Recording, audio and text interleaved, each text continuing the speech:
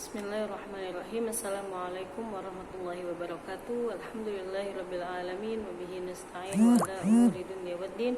Wassalatu wassalamu ala asyrafil anbiya'il mursalin wa ala alihi wa ashabihi ajma'in. Allahumma shalli ala sayyidina Muhammad wa ala alihi wa sallim salatan tahullu bihal 'uqad wa tufarriju bihal qurab wa tuzilu bihal darar wa tuhawwinu bihal umur si'ab wa turdika wa turdihi wa tardha biha anna ya rabbal alamin. Allahumma salli ala sayyidina Muhammad wa alihi wa sallim salatan tashfina biha minal amrad wa tujamilna bil afwi wal afiyah was-sabahul khair ya fasl awwal syari'ah sallallahu ayyutina wa yu'tikum jami'an dawama siha wal afiyah hatta nastati an nata'allam ma'an wa an natmisa ma'an khasatan fi darsina al-yawm darsi fiqhin nisa min kitab fatawa wa ahkamil mar'a fil Islam di Syekh Dr. Syauqi Mufti Diyarul Masriyah. Fi hadzal yaum mubarak insyaallah walhamdulillah naltaqi marratan ukhra wal insyaallah fi hadzal yaum sanata'allam amma yata'allaqu bil mar'ah min ahkamin nikah. Ya mazilna sanata'allam mimma yata'allaq bi ahkamin nikah. وقبل أن نبدأ درسنا اليوم حيا نقرأ قراءة البسملة بسم الله الرحمن الرحيم نويت التعلم لرضا الله تعالى ولإزالة الجهل وإحياء الدين اللهم استر عيب شيخنا عنا ولا تذهب بركة علمه منا. Ya, pada kesempatan kali ini insya Allah kita masih akan membahas tentang pernikahan, ya. Kemudian di sini yang kita bahas adalah hukmu ikhtila'il masjun bi zaujatihi wal masjunah bi zaujiha. Ya, bagaimana hukumnya seorang narapidana atau misalkan suaminya dipenjara menjadi sebagai tahanan gitu ya, dipenuhi memenuhi nafkah lahir batin dan kewajibannya kepada istrinya, begitupun sebaliknya misalkan ada si istri yang dipenjara gitu ya karena sebuah kesalahan, kemudian bagaimana hukum nafkah lahir dan batinnya terhadap suami ataupun suami yang dipenjara terhadap istrinya, apa harus dipenuhi secara syariat atau bagaimana. Di sini ada pertanyaan, hal min haqqil masjun al-ikhtila bi zaujatihi syar'an, apakah bagi seorang tahanan atau narapidana laki-laki masih memiliki hak untuk mendapatkan nafkah khususnya batin daripada istrinya secara syariat, atau misalkan sebaliknya jika istrinya yang dipenjara apakah dia berhak mendapatkan nafkah lahir ataupun batin daripada suaminya. Di sini kita akan mempelajari dulu bagaimana Islam itu sebagai agama yang wasatiyah, yang berada di tengah, memudahkan segala kebutuhan daripada umatnya, ya, baik lahiriah, batiniyah, ya, dunia dan akhirat dan sebagainya. Kemudian ada apa aja prinsip-prinsip yang ada di dalam Islam sehingga selalu jaga kemaslahatan antara maslahat manusia khususnya di dalam hubungan sosial ataupun misalkan di dalam az-zaujiyah, ya. Nah, maka di sini pertama kita harus membahas bahwa yang pertama al-Islam dinul wasatiyah, bahwa Islam itu agama yang berada di pertengahan, selalu banyak toleransinya dan yurai isbah al-hajiyah al-madiyah wan nafsiyah lil insan ma'an, ya. Islam itu sangat memperhatikan sekali kebutuhan manusia, ya, secara baik materi ataupun secara nafkah batini, ya, lahir batinnya dalam waktu yang bersamaan, ya, supaya ada tawazun, adanya keseimbangan di dalam al-mujtama, hubungan bersosialisasi dengan masyarakat atau dengan mujtama manusia lainnya, ya, karena al-insan ruhun wa madatun, karena manusia itu mempunyai ruh, ya, dan juga mempunyai madah atau misalkan materi atau secara fisik dan secara rohani, yang mana semuanya harus dipenuhi secara tawazun, secara seimbang. Walikulli minhuma mutatallibatihi allati in ahmalat fasada halal insan fil mujtama, ya, yang mana jadi dari ruh dan madah itu harus dipenuhi oleh setiap manusia. Jadi manusia membutuhkan nafkah lahir dan membutuhkan nafkah batin, ya, maka apabila salah satunya diremehkan, maka keadaan manusia itu pun tidak normal atau misalkan tidak akan seimbang di dalam kehidupan bermasyarakat, ya. Wa asbaha ghairu qadir 'alal indimaj wa ta'amul ma'a afradi bi suratin sahihah, sehingga akan terjadi ketidakmampuan dalam bersosialisasi atau dalam berinteraksi dengan masyarakat lainnya dengan gambaran yang benar atau dengan sosialisasi yang benar. Maka ketika tidak adanya keseimbangan, ya, di dalam pemenuhan kebutuhan secara jasmani, rohani, secara materi, ya, atau secara batini, ya, wa min huna tahdutsu al-jarimah fi ayyi suratin min suwariha, maka dari situ semua, karena tidak ada keseimbangan dan banyaknya permintaan, tidak mampu diri ini untuk memenuhi kebutuhan tersebut, maka banyak terjadinya al-jarimah, kejahatan yang dilakukan oleh manusia seperti yang kita lihat, ya, adanya pencurian karena ketidakmampuan ekonomi, adanya yang mohon maaf pemerkosaan, adanya kejahatan seksual dan sebagainya, itu dikarenakan tidak terpenuhinya salah satu daripada yang dibutuhkan tersebut secara hajiyah, madiyah, wan nafsiyah, gitu, ya, sehingga tidak adanya tawazun, maka terjadilah adanya jarimah atau kejahatan, ya. Maka dari itu semua sesungguhnya Islam telah meletakkan al-usus wal mabadi, dasar-dasar dan prinsip-prinsip yang mana sebenarnya itu dasar dan prinsip secara akidah, kepercayaan, kemudian secara syariah, dari mulai fikih, itu dari mulai bangun tidur sampai mau tidur lagi, bangun lagi, semua sudah diatur di dalam Islam. Dan juga bagaimana kita mempunyai akhlakul karimah, ya, kemudian bagaimana kita beribadah ta'abbud kepada Allah Subhanahu wa taala.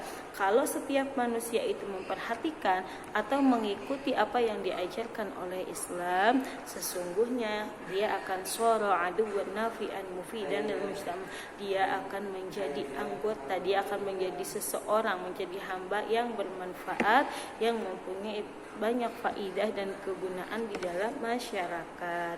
Tetapi kalau diremehkan, maka dia rentan akan melakukan perbuatan tercela atau berbuat kejahatan. Nah, setelah berbuat kejahatan, otomatis dia harus menanggung akibatnya, dihukum, ya, biasanya di penjara. Kalau secara mujtama itu, ya, mendapat hukumannya setimpal sehingga dia kapok dan dia bertaubat, ya, karena itu untuk kebaikan dan kemaslahatan manusia lainnya, gitu, ya, bisa difahami. Berarti yang pertama adalah Islam itu sangat memperhatikan kebutuhan jasmani dan rohani bagi setiap hambanya, ya, dan semuanya sudah ada di dalam prinsip-prinsip Islam. Kemudian yang kedua, minal mabadi al-asasiyah fi syariatil islamiyah, jadi daripada prinsip-prinsip, salah satu prinsip dasar daripada syariah Islamiyah yaitu syasiyatul uqubah, bahwa seseorang jika dia dihukum, maka dia akan dihukum dengan sendiri atau dengan dirinya sendiri, dan dia tidak boleh mewakilkan atau memberikan hukuman tersebut kepada orang lain karena seseorang yang lain tidak melakukannya. Jadi fala yus'al anil jarmi illa fa'ilhi, ya, jika ada seseorang si A yang berbuat kejahatan, maka tanyakan ke si A karena dia yang melakukannya, jangan tanyakan ke si C atau ke si Z meskipun itu adalah orang tuanya atau kerabat dan sebagainya. Maka siapa yang berbuat salah atau berbuat dosa, maka Islam telah mempunyai prinsip, maka dialah yang dihukum. Karena di dalam surat Fatir ayat 18 ada wala taziru waziratun wizra ukhra. Ada juga qauluhu ta'ala di dalam surat Fussilat ayat 46, man amila sholihan falinafsih wa man asaa fa'alaiha. Barang siapa yang berbuat amal solih maka untuk dirinya sendiri, dan begitupun yang berbuat kejahatan atau keburukan maka untuk dirinya sendiri. Ya, bisa difahami sampai di sini. Kemudian yang ketiga adalah bahwasannya Islam menjadikan hubungan pernikahan atau rumah tangga antara suami dan istri itu merupakan qaddasal alaqah, jadi merupakan ikatan yang sangat suci, ya. Maka di dalam kedua belah pihak itu harus memenuhi kewajiban dan hak satu sama lainnya, wal hukuk al mutabadilah, dan dari salah satu hak-hak yang harus ada di antara suami istri yang mempunyai timbal balik kepada keduanya adalah husnul muasyarah az-zawjiyah bima'naha al-khas, ya, yang mana salah satunya adalah memperlakukan satu sama lain dengan perbuatan yang baik, dengan perilaku, dengan perlakuan yang baik, terutama di dalam memberikan nafkah lahir ataupun khususnya batin, ya. Bisa difahami sampai di sini. Nah, jadi di dalam agama Islam itu sendiri semua sudah ada porsinya. Jadi ketika misalkan tadi suaminya dipenjara atau istrinya yang dipenjara, kemudian bagaimana dengan hukum nafkah lahir atau batinnya, maka sesungguhnya Islam itu jika suaminya dihukum atas itu karena kesalahannya sendiri gitu ya misalkan, maka tetap alaqah zaujiyah atau hukuk zaujiyah itu harus terpenuhi. Mungkin tapi tidak seperti dulu, karena yang ditahan atau narapidana itu tidak mempunyai gerak ruang yang bebas lagi, kemudian kemerdekaannya sudah hilang karena dia tidak boleh pergi kemana-mana. Itu karena akibat daripada hukuman yang dia terima karena perilaku dia sendiri. Supaya apa? Supaya dia kapok gitu ya bahasanya, atau misalkan dia menyesali perbuatannya sehingga bertaubat dan menjadi pribadi yang lebih baik lagi, ya. Kemudian wabinaan ala dzalika, ya, maka boleh secara syariat jika memang si istri atau suami yang tidak dipenjara itu meminta nafkah lahir atau nafkah batin kepada suami atau pasangannya yang sedang dipenjara, tetapi dengan otomatis dengan peraturan yang berlaku pula di lapas atau di dalam penjara itu sendiri, ya. Bisa difahami sampai di sini, ya. Jadi tsumma inna fissimahil masjun, maka daripada itu ada juga hak-hak atau toleransi yang diberikan kepada orang yang dipenjara atau dalam tahanan, ya, bil ittisal bi zaujatihi malaksi, atau bisa juga menghubungi istrinya atau suaminya yang tidak dipenjara atau yang berada di rumah beserta anak-anaknya. Itu mempunyai dua tujuan. Yang pertama, an-nasasu yatubu taubatan nasuha li annahu mutabitan bi uswatihi, supaya dia atau orang yang dipenjara itu bertaubat secara taubatan nasuha, karena dia ingat di rumah dia masih mempunyai kewajiban, ada anak dan istrinya yang menunggu.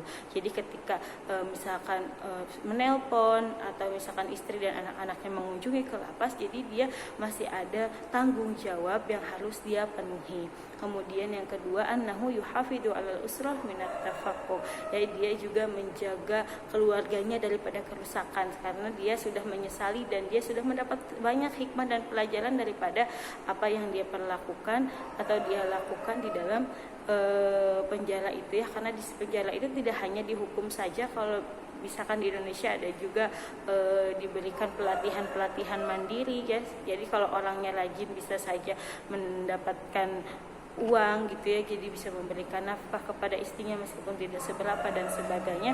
Wa yafhadu zaujah minal inhiraf, dan supaya kalau misalkan si istri atau suami dijenguk oleh keluarganya atau misalkan menghubungi, ya, gitu, jadi si istri pun yang di luar tidak melenceng kemana-mana, ya. Maka dari itu boleh saja kalau misalkan istrinya atau suaminya meminta hak-haknya, ya, dengan keadaan yang ada pada waktu itu gitu, ya. Nah, maka pihak seperti